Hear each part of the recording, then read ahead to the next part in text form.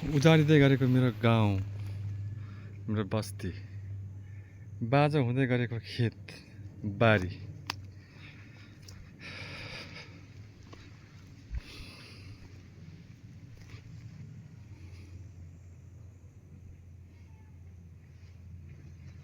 गाउँ सुनसान छ, मान्छे छैन। देश अब कता जाँदैछ?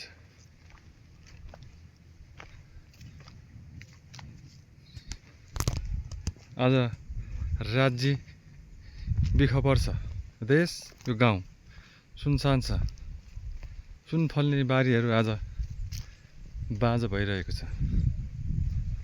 कहीँ छैन मान्छे, कहीँ छैन घर, उजाड छ भिरपाखा पखेर। आज राज्य समन्वित नहुँदाखेरि गाउँका मान्छेहरू विदेश पलायन भएको अवस्था छ। न खाने ठाउँ, न खाने बस्ती, न खाने केही छैन। यस्तै हुँदै गयो भने यो गाउँ के होला?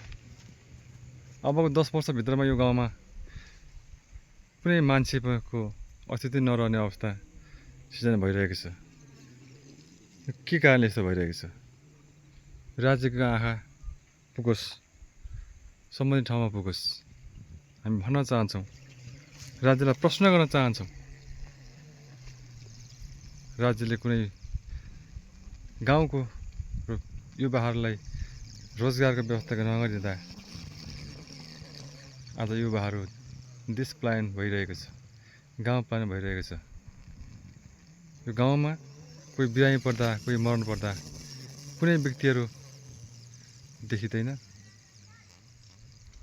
त्यसैले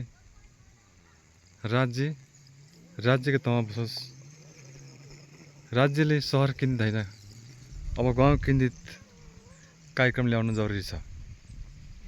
यी खेतबारी बाँझा छन्।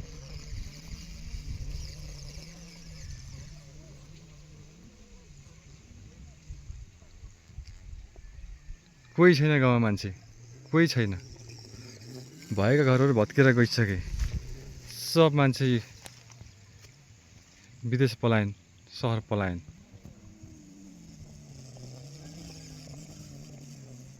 यो ठाउँमा आउँदा रुन मन लाग्छ। आफू जन्मेको, आफू हुर्केको, आफू खेलेको ठाउँ हो यो। तर आज यही ठाउँलाई गलहत्याएर गाउँ छोडेर हिँड्नुपर्ने बाध्यता छ। कारण एउटै थियो, राज्य स्तरमा नबसेर स्वार्थको राजनीति, नेताहरूले देश लुटतन्त्रमा परिणत गरिदियो। आफू र आफ्नालाई पुस्ने, गाउँलाई राजनीतिकरण गरिदिने, एमाले काङ्ग्रेस भन्दै खिचतानी गरिदिने। विकास छैन देशमा, विकास छैन गाउँमा, भइरहेको बाटो पनि सञ्चालन छैन।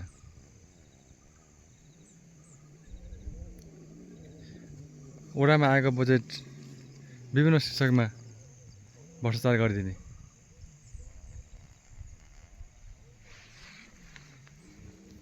ल हेर्नुहोस् गाउँको अवस्था।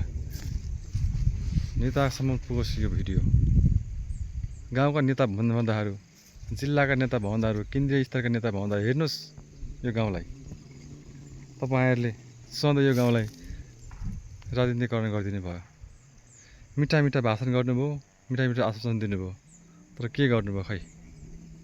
के गर्न सक्नु भएन तपाईहरुले? कुन मुख देखाएर आउनुहुन्छ अब यो गाउँमा भोट माग्न?